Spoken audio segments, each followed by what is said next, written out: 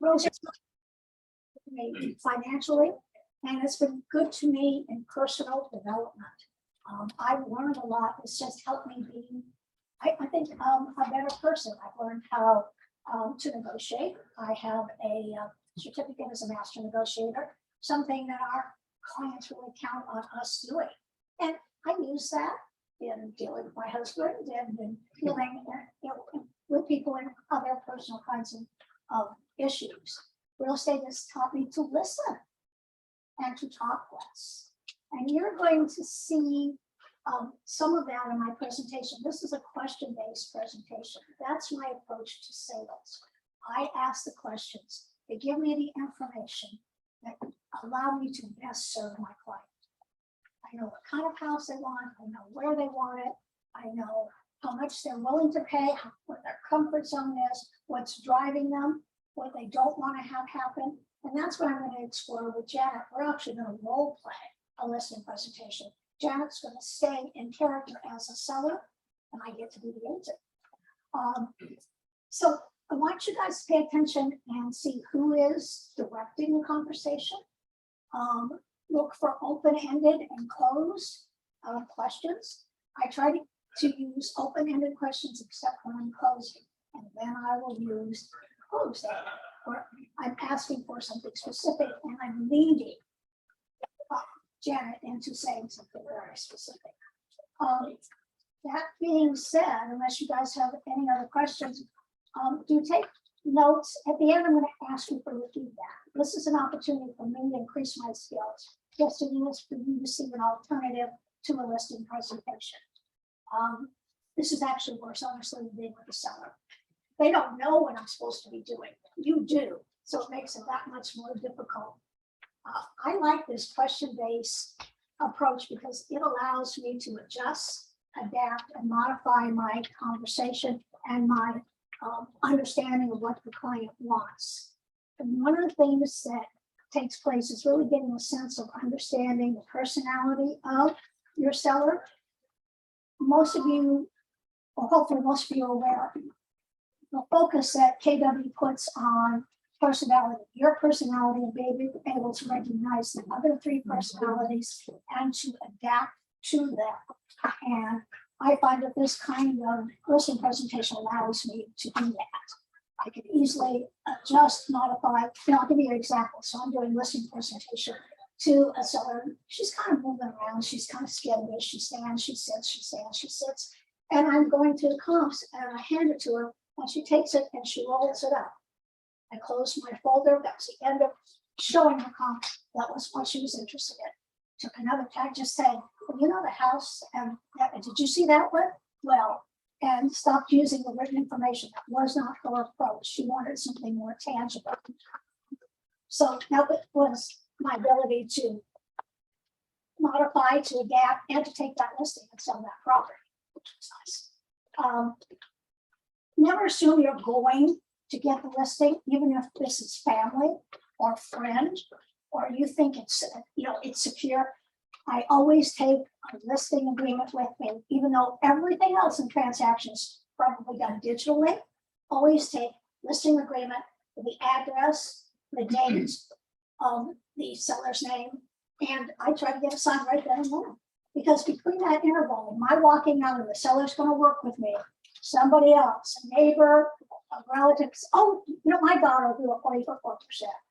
I just lost a listing. So right then and there, I want to get it signed, and I'm going to push Janet to sign today.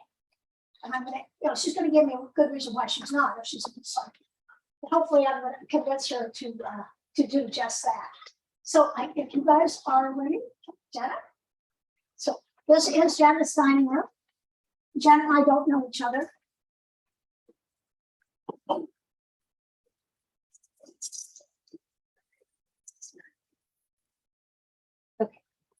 You're already here.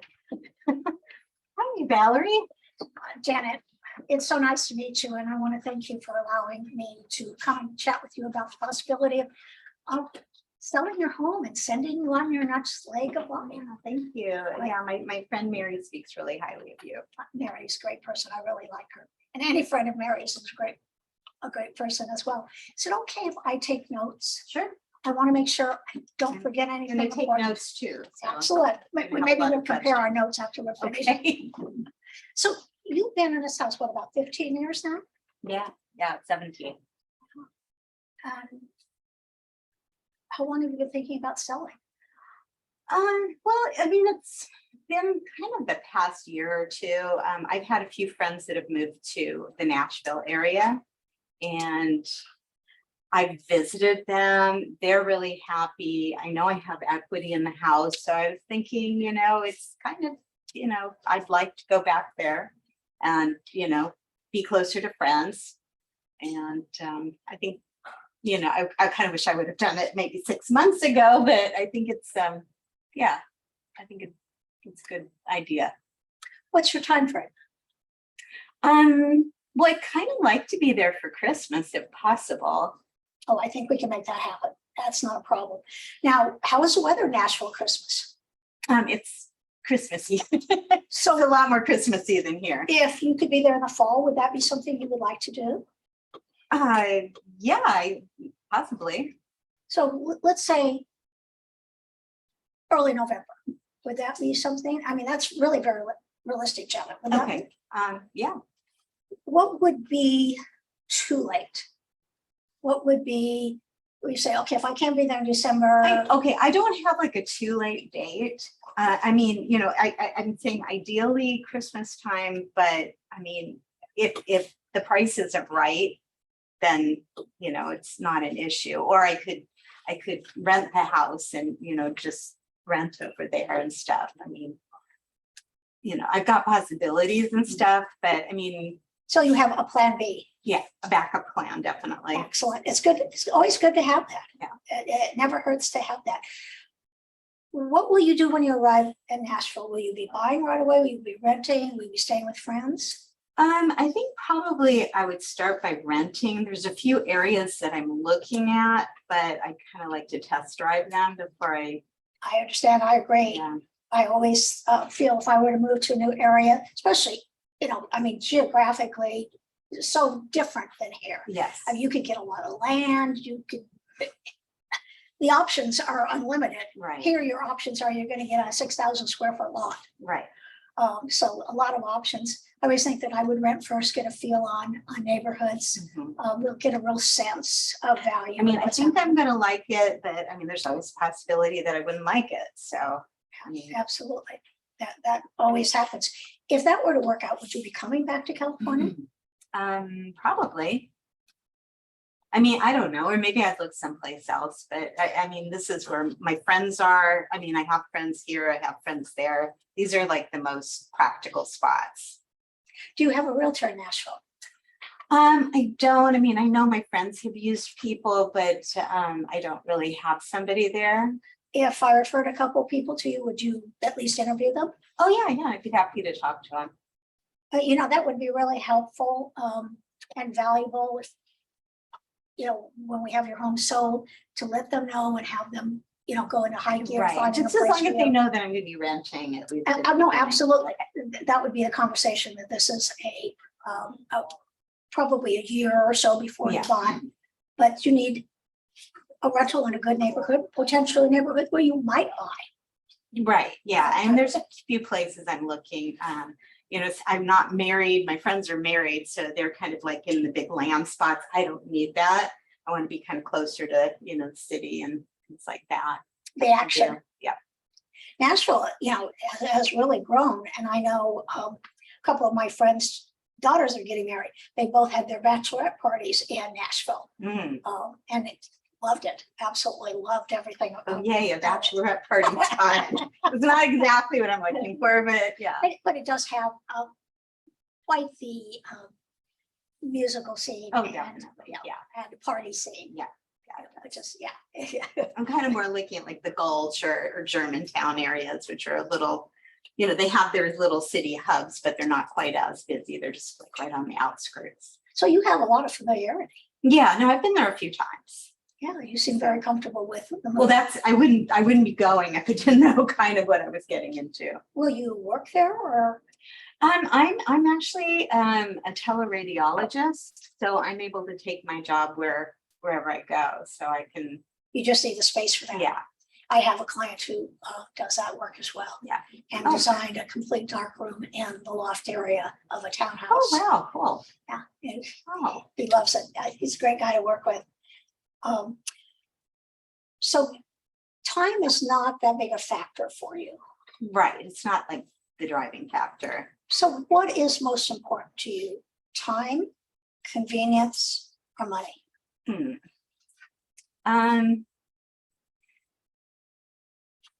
Probably money and then convenience and then time. Like if I was gonna. I like that order. Thank you. So you're very orderly. You think that way, don't you? Yeah. Wonderful. I like that. I want to, get as much as I can. And like I said, I know that things have shifted a little bit from several months ago and stuff. But I mean, I still think it's a really good property. I have a lot of equity in it, and I think I should be able to get a pretty good. And Jenna, it's still a really good market, and we'll be talking about that in a few minutes. Okay. I'm glad that you have been watching the market, that you're aware of the market. So we'll talk about that in depth, and I'll want to hear more detail about your perceptions of the market. But no, it is still a really good market. That's good. We don't anticipate any big shift here over the next 3 to 6 months. Okay. So excellent. What do you want out of your realtor? Good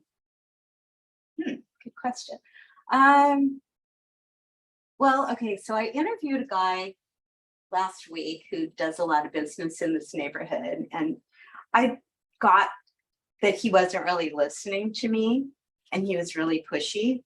So I want somebody who listens to me and isn't real pushy.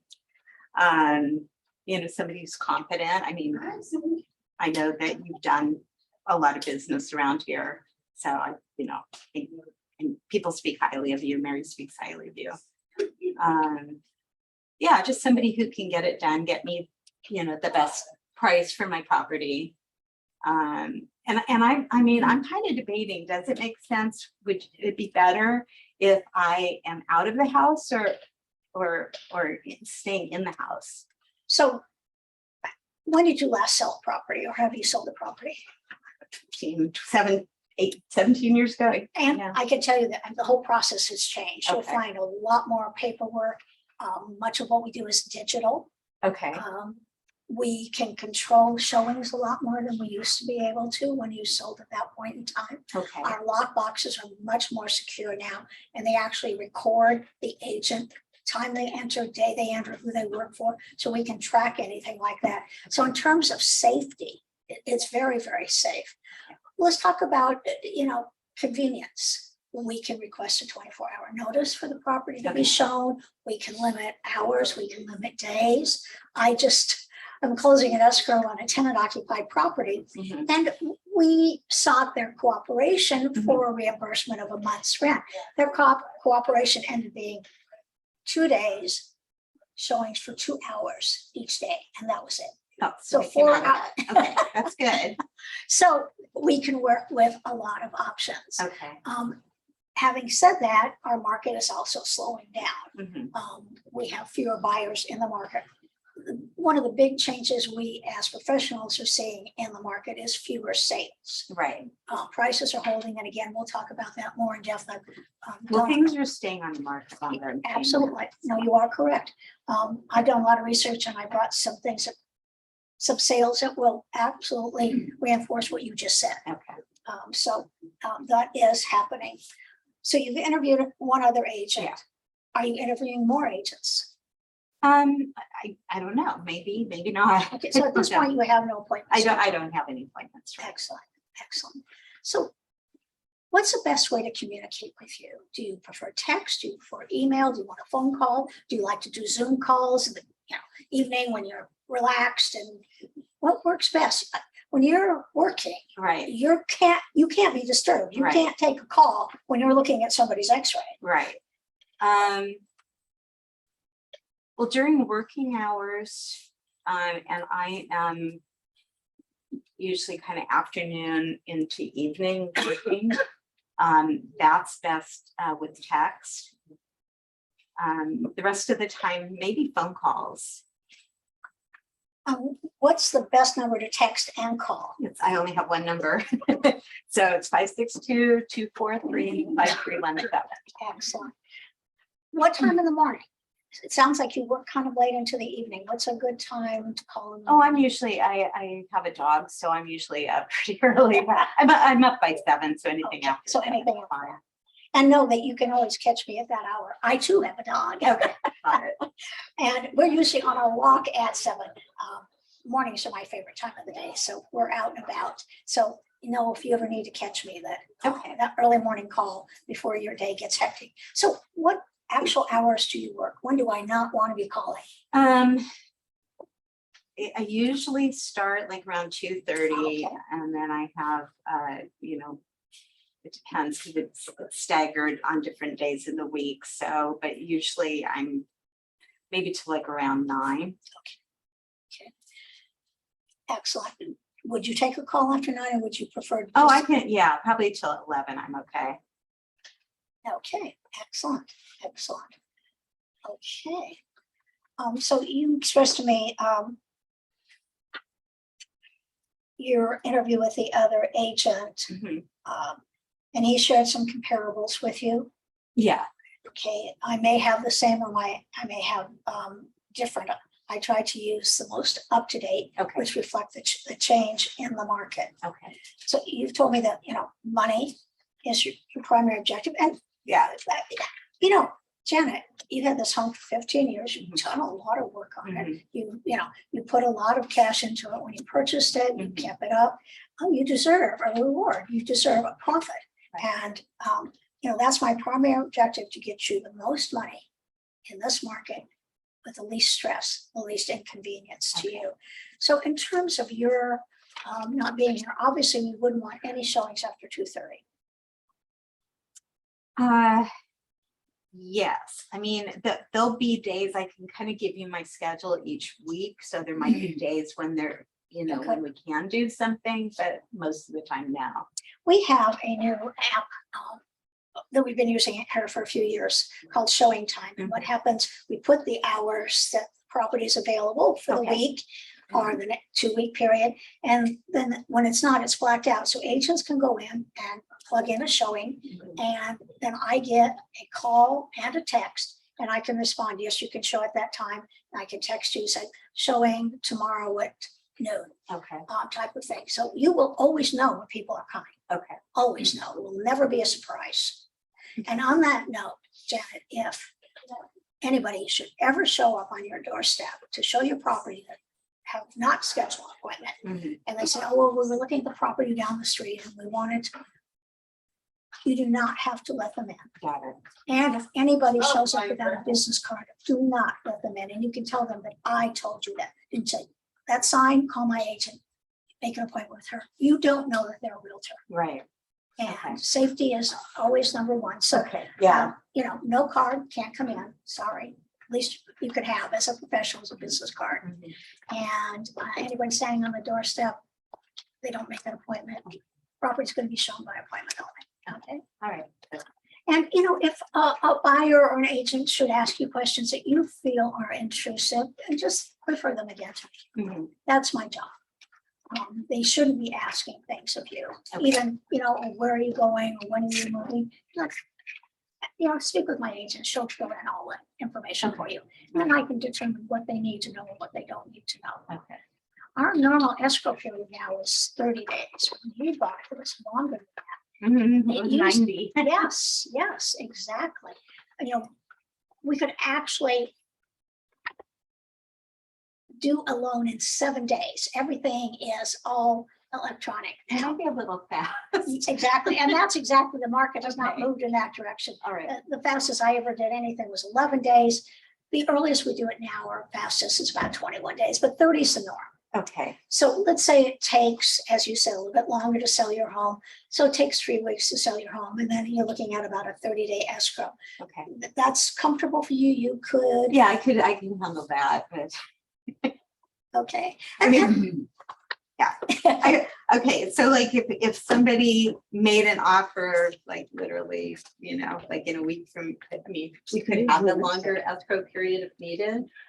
Or we could close and have you rent back until you're ready to move. Oh, okay, And what happens in that case is you rent back at the buyer's cost, okay. but you get to stay in the property. I like that a lot because we have a closing, you have your money, it's been wired to your bank account, you know the deal is done, Right. and you can then make your plans. Okay. That sounds good. Usually we transfer possession of the property at the close of escrow, but when you sold the last time, we used 1 or 2 or 3 days afterwards for a seller to vacate the property. That's also an option. And that's usually a courtesy on the part of the buyer to let the seller get their funds and finish packing up and getting out. Right. I can tell you that buyers have contingencies more than when you purchase. We have a physical inspection, we have all the disclosures, we have the appraisal, and we have the formal loan approval. We want to get all of those contingencies handled in, I like 15 days. Our contract talks about 17 to 21. I like 15 days. So I'll shorten all contingencies. At that point in time, Janet, you will know that you have a solid sale. If the buyer backs out after that, they forfeit their deposit. And that's another thing I like to do. I like to get a very handsome deposit because I want to know that that buyer is committed and they know the consequences of changing their mind. Okay. Now, I mean, I know that people were waiving those things. Are they still doing that, or not as much as they were? Okay. Yeah, that the market has really changed. Tell me a little bit more about your thoughts about whether you should stay in the property or you should leave. Has anything I've shared with you made you any more comfortable? No, I mean, that's good information. I'm just, I don't know whether it makes more sense. The thing that worries me about moving first is what if it doesn't sell right away and then it's stuck? I've been paying for 2 things and that kind of negates any value of the money issue. So that's my worry there. But then also, you know, just doing my job and with my dog and stuff and showings and trying to balance all that stuff. I'm also a little on the messy side, so I'm not really looking forward to that. So I don't know. I don't know which is the best option. You know, the best option is going to be what you're most comfortable with. Yeah. So I'm still gonna have to think on that one, basically. And you don't need to make a decision at this point. You know, on that. Property always shows best when it's furnished, and you have lovely furniture. Everything is very proportionate. When we get ready to go on the market and have the professional photographs taken, we'll walk around and talk about what we might want to change. Normal rule of thumb: remove 1 piece of property from each room to make, you know, everything more spacious, and everything can just go in the garage. Okay. And you know, it wouldn't be unthinkable for you to start packing up things. You are going to be moving. Right. You are very clear about that. Yeah. So start packing up things that you're, you know, not going to use, and getting rid of things, donating and stuff. It wouldn't be too early to start doing those things. I will tell you that 4th quarter of the year historically is better than 3rd quarter, better than summer. Summer, people on vacation, the kids have their summer programs. We've had a handful of interest rate increases during the summer. We anticipate that to continue through the fall, but it could slow down. September will probably see an interest rate hike, but the rest of the year may not, because inflation is starting to moderate and come down a little. So who knows what the Federal Reserve is going to do? We can't predict that. They said 6 interest rate. Gas prices have come down. Yes, I've noticed that, believe me. And hopefully we'll see some other things come down as well. So I understand clearly your commitment to moving. Yes. Your concerns. So tell me a little bit about the dog and how he feels when strangers come in. He's pretty good. He's a little bit of a wild boy. He just barks a lot, so that's kind of a concern. I mean, I can always like move him outside, but it means that people wouldn't be able to really explore the backyard. But you could walk outside with him, or maybe take him for a walk. Yeah. When the buyers were there. Right. And we would just have the buyers here during the hours that you're not working. Right. Okay. Because otherwise, I don't want them disturbing you. Right. And they will want, and that's a question, would you allow them to peek in the room where you do your work? Oh, yeah, sure. Okay, so if the buyers, not when you're working, but when they're looking, they could see that this room, while you have it outfitted for your job, could easily be just yeah, another bedroom. Yeah, that's not a problem. Okay, excellent. Yeah. Excellent. As a general rule, again, we were talking about that. If you have anything so priceless, and if it were to get broken or vanished, it would break your heart, put it away right away. Okay. If any of your That light makes sense. fixtures don't remain in the property, take them down and replace them with something very inexpensive. I will tell you, if that happens at the end of an escrow where the dining room light fixture is not going to stay, that will be the only reason the buyer bought the property. Of course. Okay. Yeah, I do have a light that I bought in Europe that I really would like to keep. And that's in the master bedroom. So Yeah, just pack it up gently. If you need to replace it, you need everything for which an opening has been made in a property must be there. So if it's a light fixture in the ceiling, it must be replaced with something. okay. And everybody likes ceiling fans, so it may be the way to go, an inexpensive ceiling fan. Mhm. So a little prepping before the property goes on the market. Now, am I going to have to do like a lot of fixing up of things, or?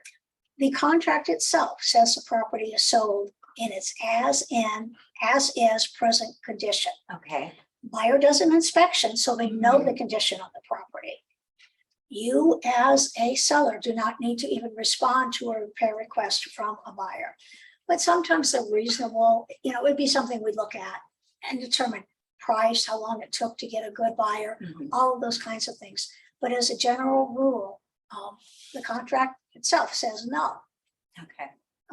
And But the property I'm also talking about just like, do I need to do a lot of work to get it ready for the market? I mean, do I need to paint and stuff like that? Or my walkthrough, it looks really good, Janet, but we'll take a more in-depth. I don't recommend doing a lot of major renovations or improvements before you put a property on the market. You simply do not get the return on investment. You simply don't. The only thing that you do is if it requires painting. And if you were to need any vendors like that, a carpet cleaner or anything, I could certainly refer people to you. Good people. But as a general rule, no.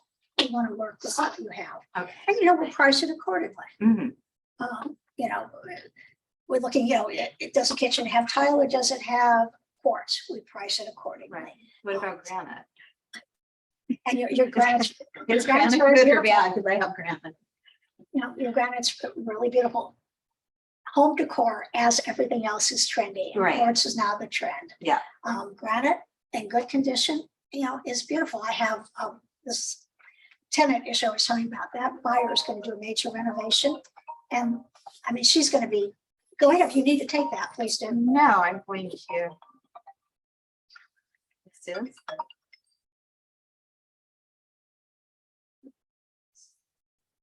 I'm in the middle of selling my house.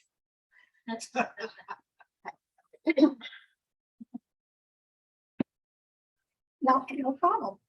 Believe me, that happens to me a lot as well. I try to turn off my phone and remember to turn it off. Then you got to remember to turn it back on. That's my biggest problem, is remembering to turn it back on again. The silence is so nice. So, Who do you actually work for, Jack? I work for US Radiology on Call. Nice. And you've been doing that for a long time? Yeah, about 4 years now. Nice. And before that, I was working in a hospital. do you enjoy working at home more? Is it? Well, yeah, and especially when COVID hit, it just became so much easier. And now it's like, I don't think I'd ever want to work in a hospital again. So I think this is, it's pretty easy. And it gives me a lot of flexibility, which I like. Excellent. That flexibility could help when you do have your home on the market, but again, it's not necessary because the hours in which you're engaged, we can work around those very easily. And still the majority of our clients look at property on the weekend because they have jobs. Right. We like buyers who have jobs. Means they We have, do. means they can qualify for a loan. Right. And they have money. Now, are you still finding a lot of cash buyers? We're seeing a decline in that and Okay. with flippers too. Yes. Oh, You know, okay. prices have just gotten so high, Right. there's no profit margin there. Right. Okay. So there are pluses to the market. Okay. Questions that you have for me at this point?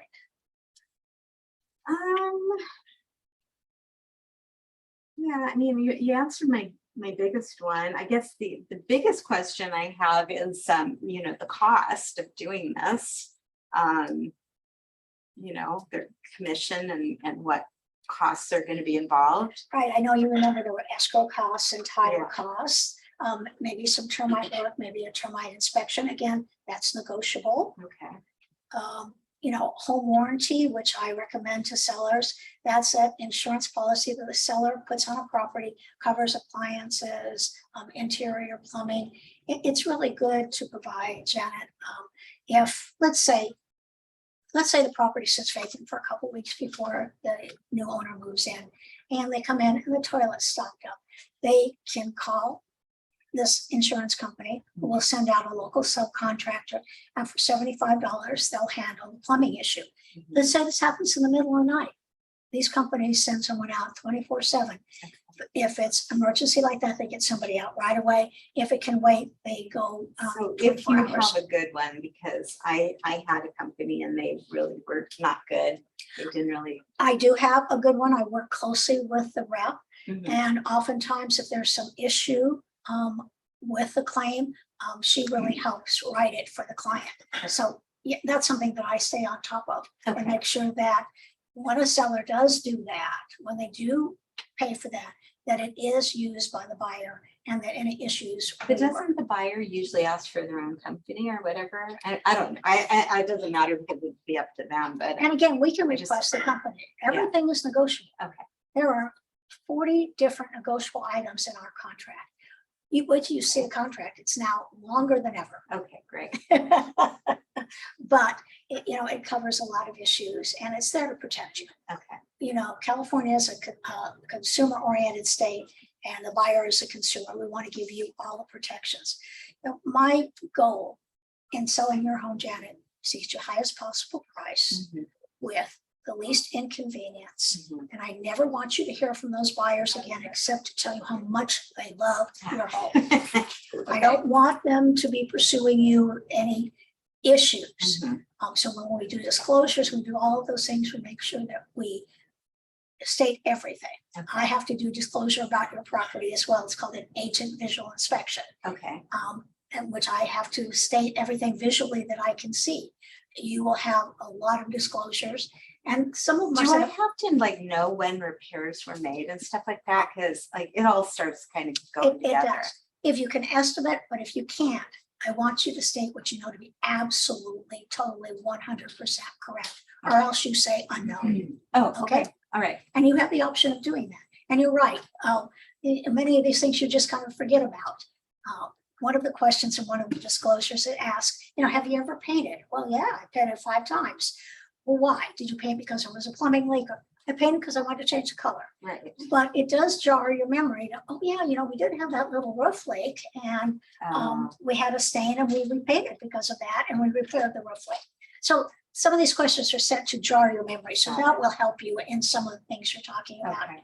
And any receipts you have, we always like to have, if the roof is, 10 years or newer, if you have that receipt, love to be able to provide that to a buyer. Yeah, I have a file just with things thrown in it. So I don't go to a lot of trouble at this point with those things.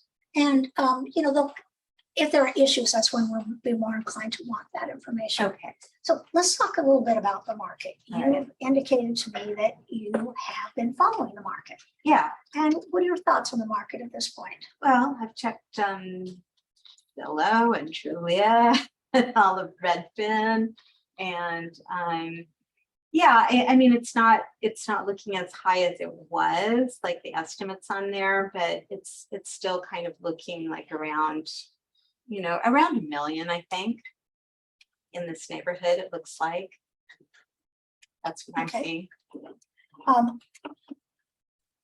Zillow, Trulia, all get their information from the MLS Okay. and from the tax rolls. And they make their estimates just based on square footage and sales. They don't consider major thoroughfares. They don't consider condition of property because that data is not available to them. Right. Zillow has what they call, if you read at the very bottom of their information, their Zestimate. And they talk about how far off their estimates are. Okay. And they also, I know when working with buyers, they'll say, oh, I want to see this property. I found it on Zillow.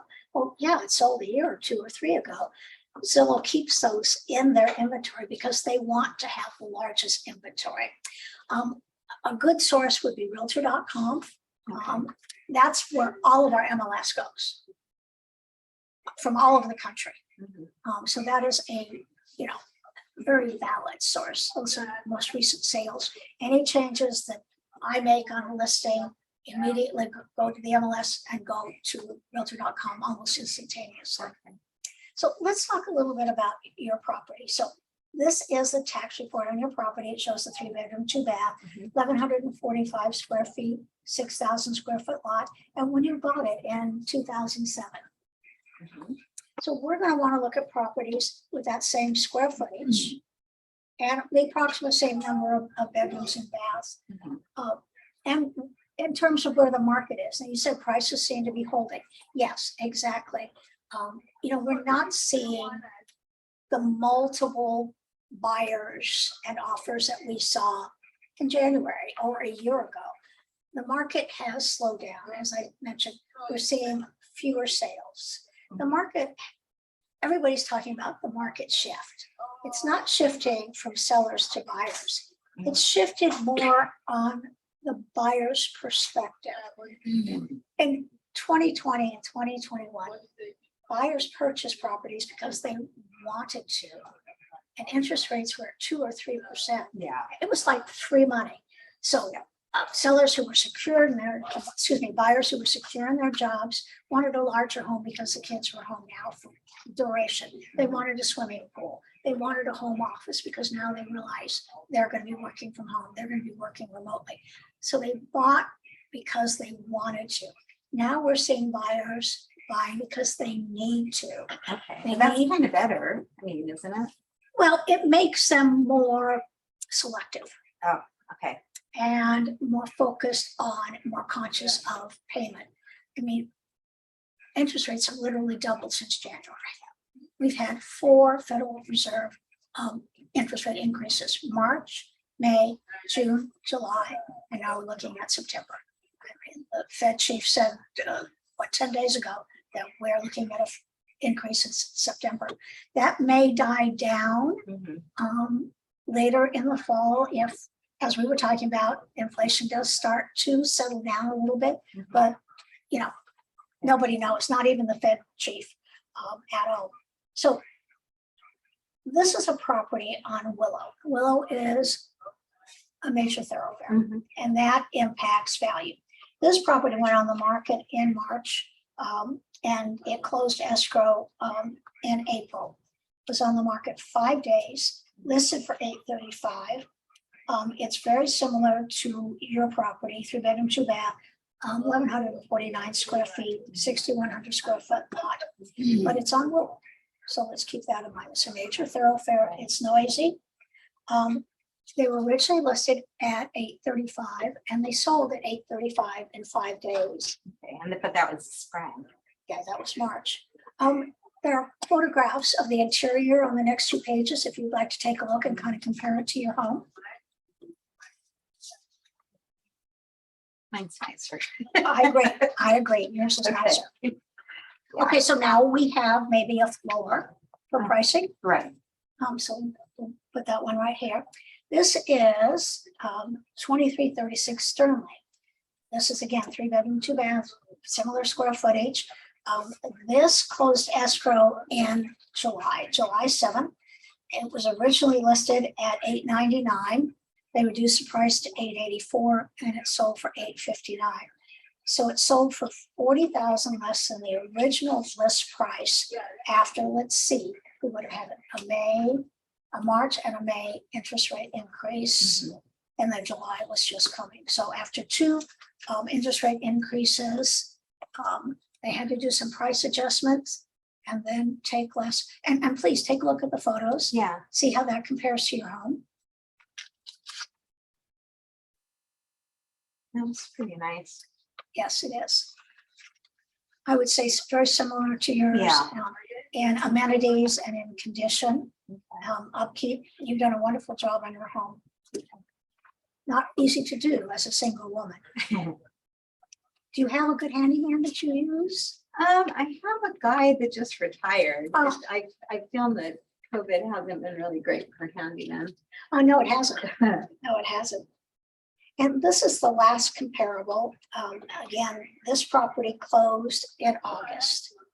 I was very pleased to be able to find some very current closings for you because the market has changed from this old market of multiple offers of properties selling for tens of thousands of dollars more than the list price to a market where, we are still seeing some multiple offers, but we're not seeing 12. We're seeing 2 or 3 or 4. As you said, we're seeing properties staying on the market longer.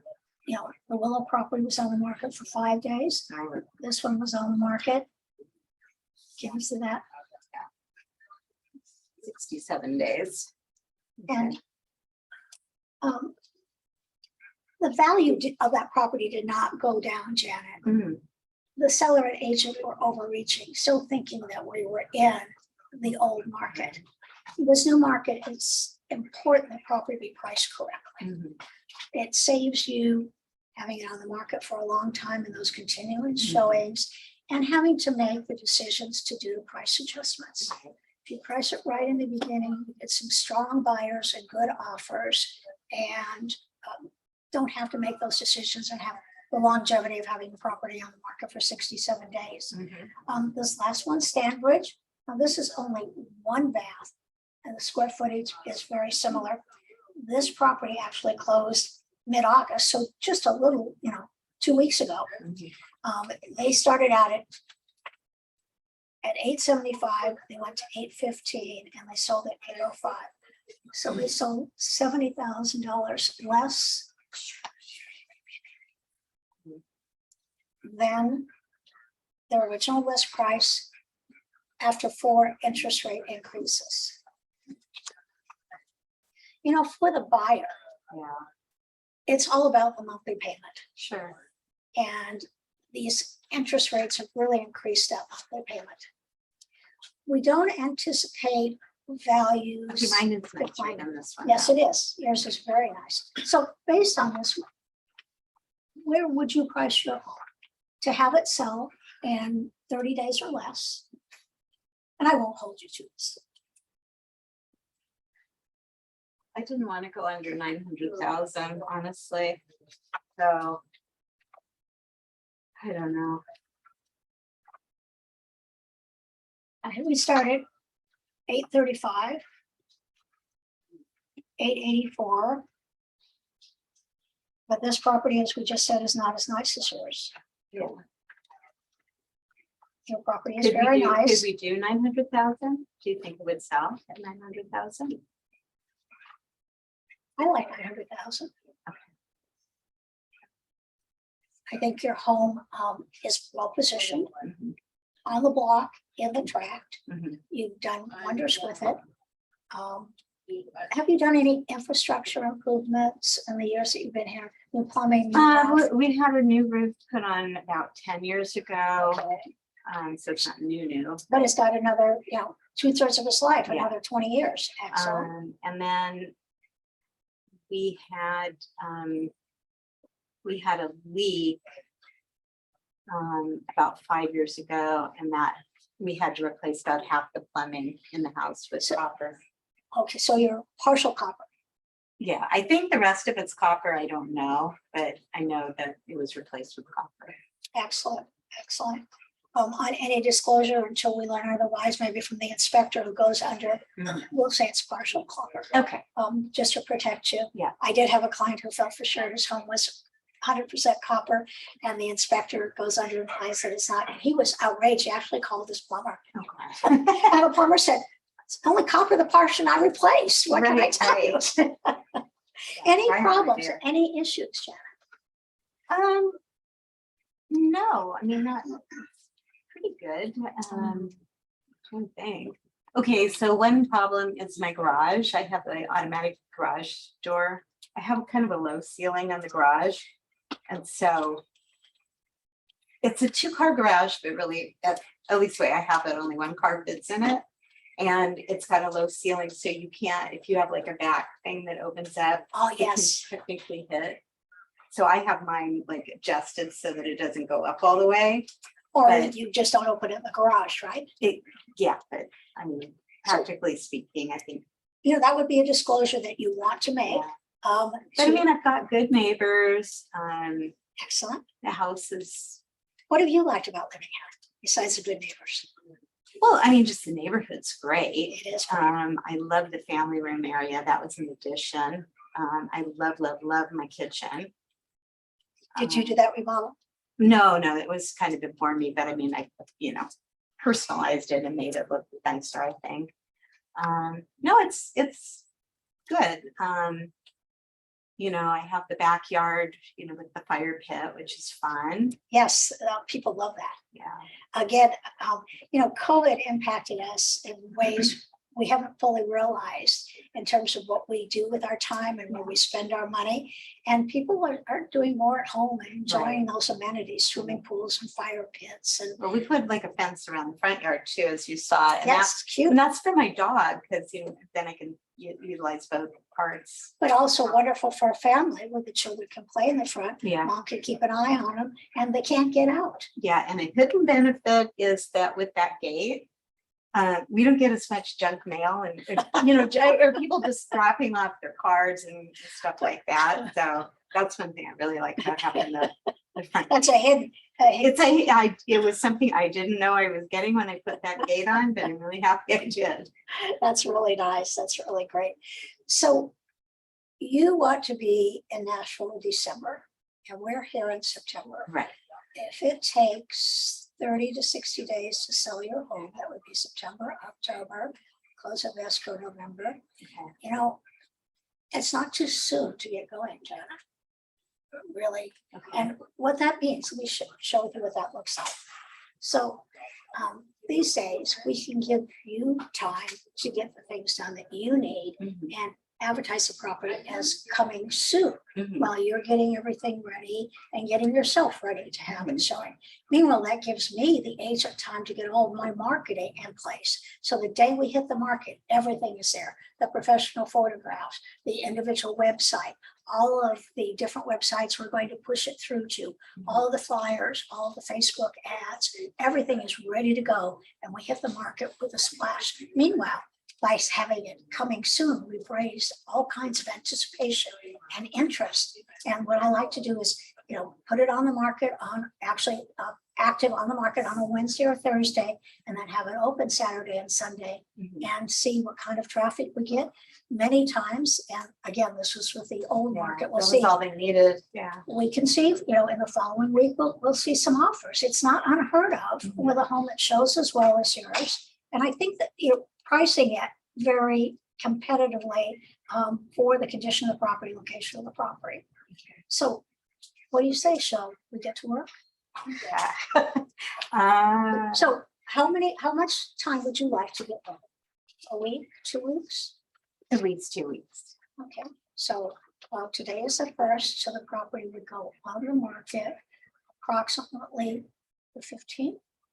And prior to that, we'd want to do the photographs and have it coming soon. Would that be okay? Yeah. Those photographs are the greatest tool we have. Right. And in terms of that, Janet, I want to recommend that you move all family pictures and anything relevant to what you do as a living other than your room. These photographs are a virtual open house 24/7, and they go across the globe. Mhm. Nobody needs to know what you do. We're not taking a photograph of that room where you work. Okay. It's nobody's concern, nobody's business. No one needs to know your family status or anything else. We are especially concerned with this when we deal with any kind of law enforcement officer to make sure that nobody knows what they do for a living, Wow, because you it's simply thought of nobody's that, yeah. concern. But we haven't talked about commissions and things like that. So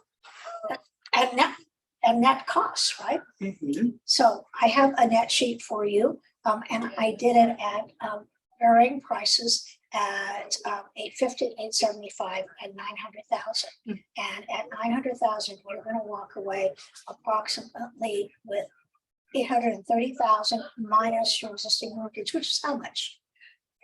Oh, I only have 200,000. Nice, nice. Over $600,000. Mm. Will you be able to pay cash for a property in Nashville should you choose to? If I wanted to, probably, but so what is your commission? What is kind of the breakdown on the net sheet? I'd like to see the net sheet. Commissions are 5%. Well, let's go over the numbers here. Commissions are 5%. And then escrow, and that commission split between the buyer's agent and myself. Oh, okay. So it's not 5% for you and 5. Okay. That would be nice, but no. I would like that, but no. I would not. Escrow fee, title fee, tax stamps, which is seller pays. Right. That's a big cost. So you can see roughly 7%. So anytime we're looking at an offer, I will have that exact net sheet based on that price for you. Oh. But as a general rule, if you think 7%, you're probably right there. Okay, so that's like all of the costs. Yes, yes. Completely. You know, Okay. all the costs of marketing are costs that I bear. Okay, so what if you bring in your own buyer? That's negotiable, absolutely. If that happens, you are well aware of that. And normally that's 4%. Okay. Do Do we you? put that in the contract? Absolutely. Okay. No, absolutely. And what if I bring in a buyer? Yes, I was going to ask if you had anybody. Well, I know I've talked to my one neighbor who might be interested in buying it, but I mean, haven't finalized anything or Well, really now talked. that you have a price and Yeah. everything, you know, depending on where in the transaction, if I'm just doing the paperwork, I'm just going to charge you 2%. It's not going to be 5%. Mhm. If I'm helping him with his loan as well, then I'm going to ask for 2.5% or 3%, just depending on where we're at with the transaction and what he is doing. Commissions, as you know, are negotiable. Mhm. Okay. Definitely. You ready to put me to work? Yeah, if we can write that stuff in. Okay, just put that in there. At any time we need to alter the contract for those kinds of things, we will do that. Okay. If we can't do it on the contract itself, we can do it on an addendum that adjusts it. And you'll see during the course of transaction, we'll probably. How long is the contract period? 6 months. Okay, is that But- normal or? That is my standard. That's what I've done with my business all the time. If Janet, something changes, Mhm. that you're not going to Nashville, then I'm going to give you back your listing. Okay, I can't sell a property for a seller who doesn't want to sell. okay. It's impossible. Okay, all right. And I hope that doesn't happen because you seem so ready to go to Nashville. Yeah. When you were talking about going to Nashville, you just lit up. Oh, And, you know, I can see now that as we get into the details, that this is a lot more stressful yeah, for you. this is, yeah. Well, let me I guess I wasn't really ready to, I wasn't really thinking about signing today. But you know, the time is ready, the time, and you know, you'll have 2 weeks to get everything ready. I'm gonna work with you. We can right now take the time and walk through and talk about moving a piece of furniture, or I can come back at another time and we can do that. And we'll set the date for the photographer Okay, and we'll get going. Okay. Make your dream of getting to Nashville a reality, shall we? okay. Sign right here.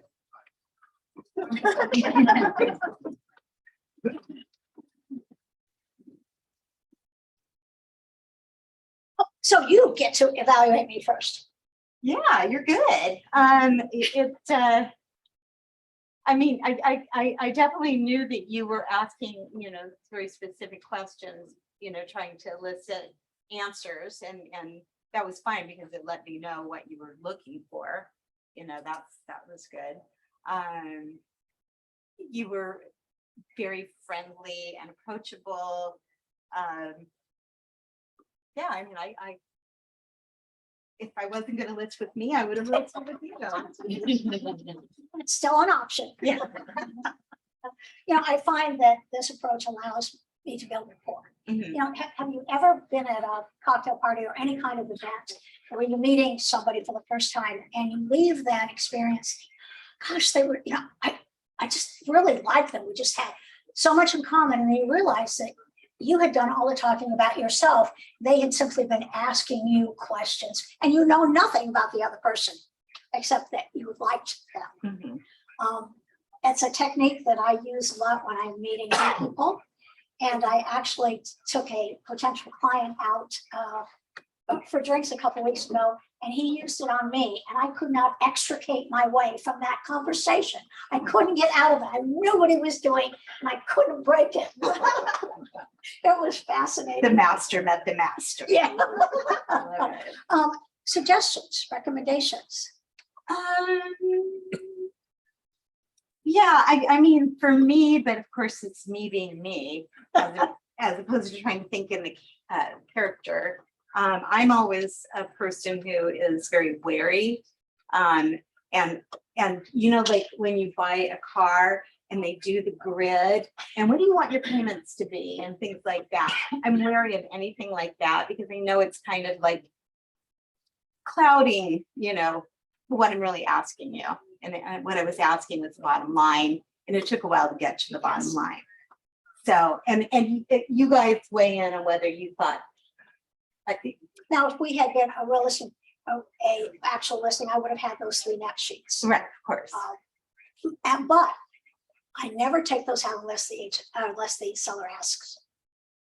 Oh, If they ask, then I know that's important to them.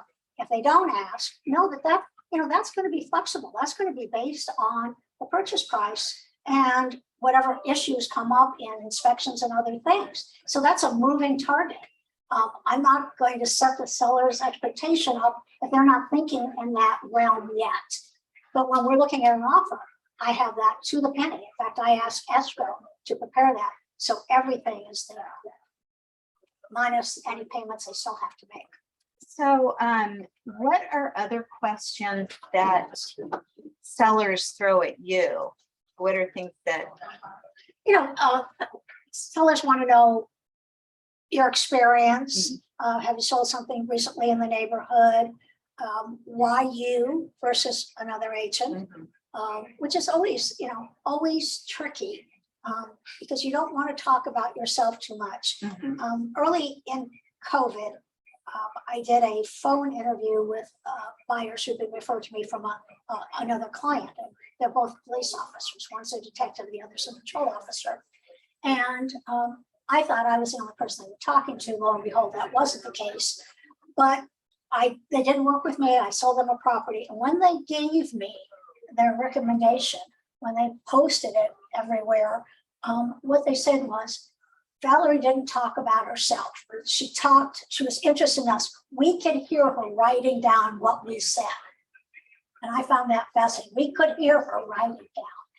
I always take notes when I'm working with clients. I always ask permission. People feel they're valued when you write down things they have to say. They see that as a validation. But it also helps me remember what they said.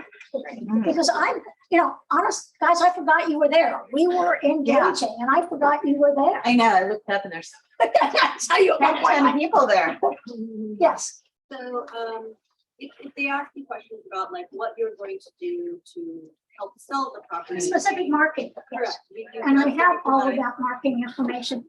I alluded to it just a little. Yeah. She wasn't interested. Right. And again, I'm going to touch the topics that they're interested in or something that I feel is important. I don't know if you noticed a couple of times I stuck stuff in that I thought was important, like, anything that you value so much you don't want to leave, get it out right away. So I would have to go over marketing. Most of our marketing, number one, professional photographs. Use the best photographer you can. Those are the most important key we have. And don't post 40 photographs. Nobody's going to look at 40 photographs. In fact, I used to post my photographs from the exterior of the house, walking through the house, the living room. And just as though you were looking at it, right? Don't bother. Buyers look at 5. The first 5. Make the first 5 the best features of the house when you're doing that. So that's the kind of thing that I share with a client. And I do use a good photographer, makes all the difference in the world. They actually touch up the photographs, enhance the color, move things, for instance, electric line, something that is obstruction, has nothing to do with the property, and is not impacting the value of the property. They don't change anything that would impact the value of the property. Facebook ads, individual websites. You know, when we put a property in MLS, it goes out to over 300 different websites. I always say that I push it out to over 300, that I'm actively engaged in that. And I am by paying my dues and belonging to the board, right? They charge us money for those services, you know, a lot more than they used to. So I'm always prepared. Net sheets, marketing, the details if the client wants that. If they don't ask, they aren't interested in that aspect. And you can But clutter. sometimes you don't know what you don't know. Exactly. Exactly. But we are, you know, that's not going to go unknown, because when we look at offers, we have to have a net sheet, or we do have a net sheet type of thing. And when I sit down and we do the timeline, then I go over the market. So the photographer will come this day. This is when, you know, it will get posted to the MLS and to over 300 websites. This is when the individual website will be up. This is when the Facebook ads are. We're having open house, boost that, you know, that type of thing. Do you do like Matterports and videos, things like that? I always do a video. So what about doing any, using tools for CMAs? Pardon me? Do you use any tools for CMAs? Yeah. I mean, this is what you saw. And something else, if I don't take the listing, this goes away with me. I can't tell you how many listing presentations I've gone on, and they're little stacks of prior agent stuff. You know, this is my knowledge. This is a tool I use. I guess I don't want things too slick. I want them to be personalized, and I also want, now bear in mind, I know the city of Long Beach like the back of my hand. You describe a property to me, I can tell you what neighborhood. Kitchen's in the front, kitchen's in the back, has, you know, big panoramic windows looking over the backyard. Oh, I know, talking about the ranchos. You know, when a buyer talks to me about a property, I can visualize that property. So that comes from the fact I live here, and that I've been in business as long as I have. In fact, having lived here my entire life, when I first got into real estate and I'd see a street, I said, I don't know where that is. You know, and now, God, you guys are so lucky with GPS. When we used to have to, oh my goodness. Thomas got it. Thomas got it. Other questions? She had mentioned that she had interviewed with another agent, and when it came to the comparables, kind of let her not really dictate, but you're in line with, you know, list of the home at 900K. You know, she did not compare them at all. Right. So supposing that falls in line, but supposing she interviewed with the other agent and she said, well, I want 950 for the home, knowing that's overreaching on the price, and you know, you're more in line with 900K or less. How would you handle that objection? And she said, well, the other agent said I could list it for 950. You know, I would ask her if she had those comparables, and I could look at them to see if they were really apples and apples. Agents will sometimes use a sale next door, which is twice as big. It doesn't count. Twice as big is not twice as much. Be really careful about that kind of thing.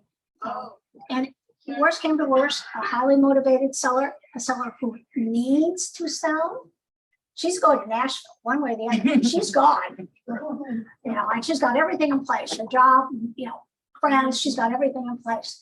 I would take that listing and say, you know, rule of thumb, we're in the market for a week, 8 people take a look at the property, and we have no offer, we're 5% overpriced. This goes on for 3 weeks, we're now 10% overpriced. Will you bring the price to the point where we need to have it? She's a seller who's motivated. You deal with an unmotivated seller, you have a lot of issues. If she had said to me she still had another interview, then I would have asked her, so how many agents does it take to sell your home? Well, 1. Do you think I can do the job? You really put them on. Do you think I can do it? Well, yes. So go ahead and put me to work, and I'll call that other agent and cancel your interview. And I've done that. For the most part, I say, oh, thank you, now I'll stop my preparation. I appreciate that. Once it's coming on the market, I say, you'll be the first to know. If you have a buyer for it, you'll be the first one through. Only once did I have an agent be upset about that because she was so sure that was her listing. She was absolutely sure it was her listing. And I'm not going to, you know, I might not get another chance. I want this sign now. How did that call go? Not well. Okay, so three things I think that a seller takes away is listing price at the initial, what you took. Commission, obviously, because they want to know what they're paying. But what I hear a lot of agents today do, and you just touched on it and Janet didn't push it. You talked about the breach of contract and the seller can keep the buyer's deposit and you like the larger deposit. And so I've had a conversation with Steve, who's a great friend of mine, and a broker here about that as well. And so I'm always confused about the earnest money deposit. Because if a buyer breaches, the seller's already heard I get to keep the money. Well, we know that's not 100% correct, right? One, Correct. and But if I do my job right, they stand a better chance. right. But so let's say we've got $1 million listing and you want a 3%. That's $30,000. And I'd probably ask for 50. So for me, if I was writing that offer, or if I was the listing agent, I would recommend $9,900. Yeah, but you might see, The reason why, it's because if either side breaches, it's easier to get that $9,900 no matter what side you're on, than say the 30,000. Why? Because 9,900 is small claims. A decision made for $60 and 60 days. 30,000 probably means a year and 30,000 in legal fees. Have you ever gotten a good faith deposit? Well, of course, on listings, absolutely, even on my own property. No, I mean, have you gotten it from a buyer when they breach? Oh, no. I've gotten it twice. Wow, twice. So your job as a seller's agent is to make sure those contingencies get removed. They get removed in a timely fashion. And I shorten the time for those. We don't need 17 days for a physical inspection. 7 days works. If you leave those contingencies to run the full duration that the contract has pre-printed, you're 3 weeks into a transaction and a buyer walks away, your seller's property has been off the market. 3 weeks with interest rates going up can be detrimental to a seller in these situations. And it's certainly personally detrimental. But the breach can still happen in 7 days or 9 days, But the same breach. I always get contingency removals. I don't know, Leroy, if you were here at a panel that we did, gosh, probably 5 years ago when we had the training room. And I moderated the panel with 3 of our top producing agents. And one of my questions was, do you do contingency removals? And one of our top producing agents said, oh, I don't do that. I'm not a hard ass. And I said, well, I'm a hard ass. I always do it. So my job to protect that seller. That's my job. And I do that by getting inspection contingency removed, the appraisal contingency, the disclosures. If it's an HOA, getting those removed in a timely fashion. Now, let's say something comes up and the buyer earnestly needs an extension. Then we do an extension of time addendum. Everything is documented. But when I have the 2 deposits that I got exceeded $10,000, the buyers, the second set of buyers, for no reason seemed to just decide they weren't going to buy the property. We tried to entice them in every way. Nope, they weren't doing it. They weren't doing it. My seller was a trust, and my seller was the executor of the trust, not a beneficiary. He was the executor. And when this happened, it was a $15,000 deposit. And I said, you know, I suggest that you go after the money. And he said, absolutely. So we made the buyers aware in writing that we were going to take action to collect the good faith deposit. They went to an attorney. The attorney, they took all their documents, and the attorney said to them, you can hold out on this, but you've lost your money. It's in the contract. But they should say. But unless you have those contingencies removed, anytime a contingency is still standing, hanging out there, your So what would, seller's in danger. what would you do if they don't remove, the buyer would not? We give them notice to Just- perform. If they're not removing contingencies, then we have a problem. If they're not, yeah, now if they want to do additional inspections, and I just had this, I have 2 physicians who are buying a rental property. They did a lead taste and asbestos test. Yeah. Big bucks for the test, and guess what? 3% asbestos, place has to be abated. So that had some interesting negotiation, but we, you know, the seller wanted them to have whatever test they needed to have. If we had said no, they might have walked away. Now we have a sale, but there is some compensation to the buyer for the fact that, you know, he's got to have abatement and have, and guess where this is? So now this was a first for me. Usually we expect asbestos in the acoustical ceiling, right? Right. Properties built in 1977, no asbestos in the acoustical ceiling. It's in the joint compound in the drywall. But when we do our job, then the law will back us up in getting it. But as we were saying, there's never any guarantee. We can only make sure that we have all our documentation done timely, correctly, and then see, you know, what's going to happen. But when the buyer realizes that they have no option here, yeah, we can all go to court. And Leroy's right, anything under 10,000 go to small claims. Otherwise, now you're looking at an attorney. This is what we have our car attorneys for. And this is what we have our office legal staff for. And if you guys haven't used them, if you don't have a car hotline, in your favorites, get it there. Anytime you have a question, call them. They're wonderful. They're really great. Do you wait until the day after it's due to issue your notice to perform? I was given one 3 days prior to the due date. No. So that I was held to that date. It's 2 days. That's not the correct use of the document. That's to be used when you do not perform and you've not communicated why you're not performing. You know, if the communication is, you know, buyer has COVID, we can't do the inspection. Okay, when do you think they're going to be well enough to do it? Let's put that date. Give me an extension and I'll get that signed for you. Yeah, that is being incorrectly utilized. I was a little. And what do?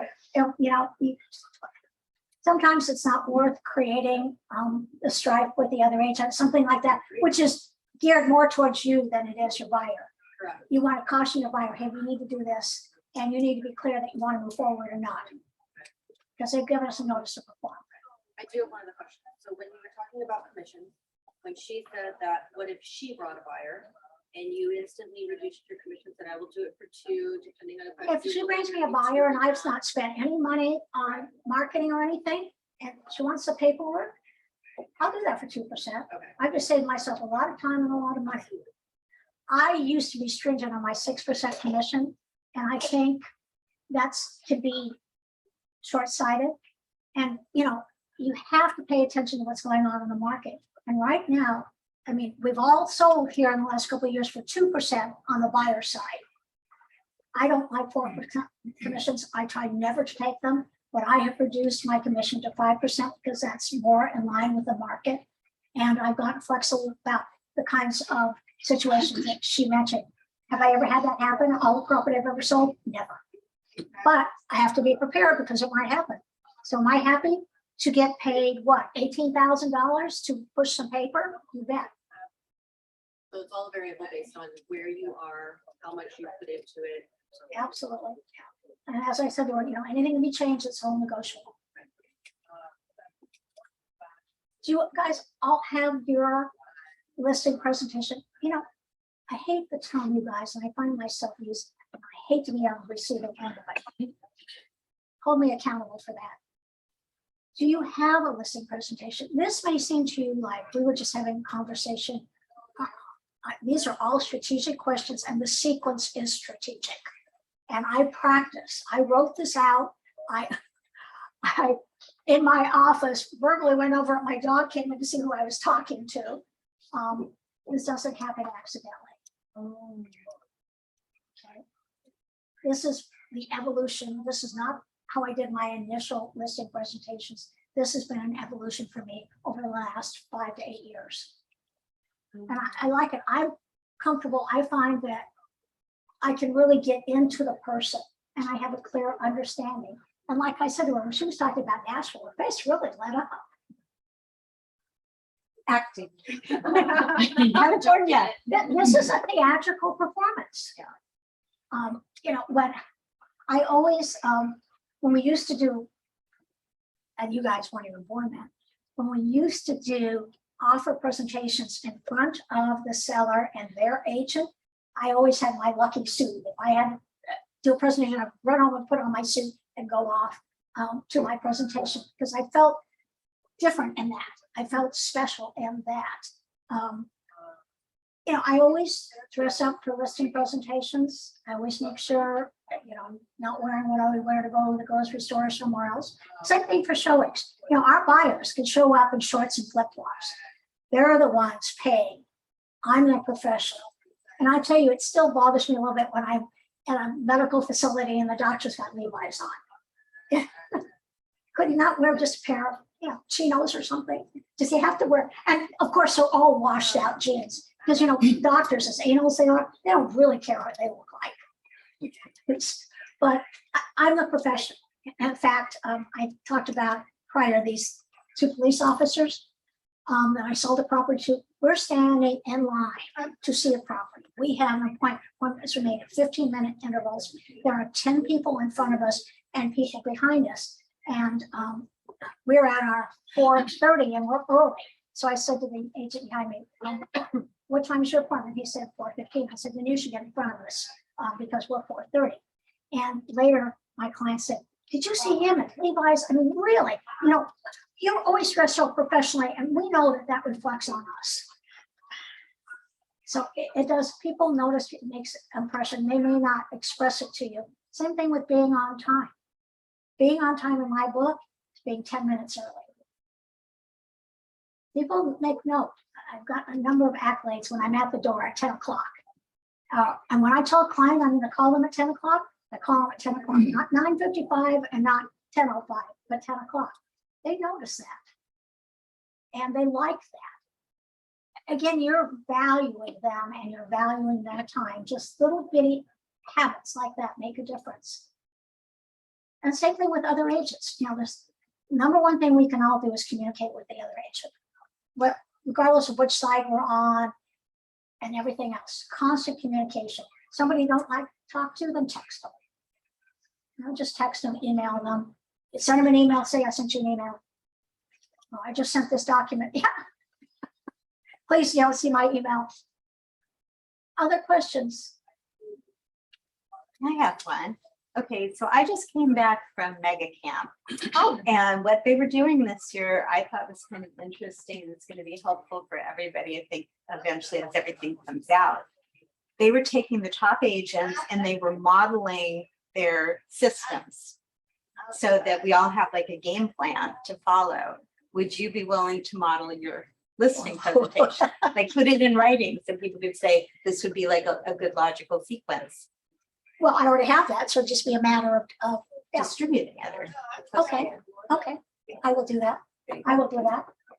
Absolutely. And you will find questions that you're more comfortable with and questions that you feel you want to add or questions you don't want to ask. You know, you have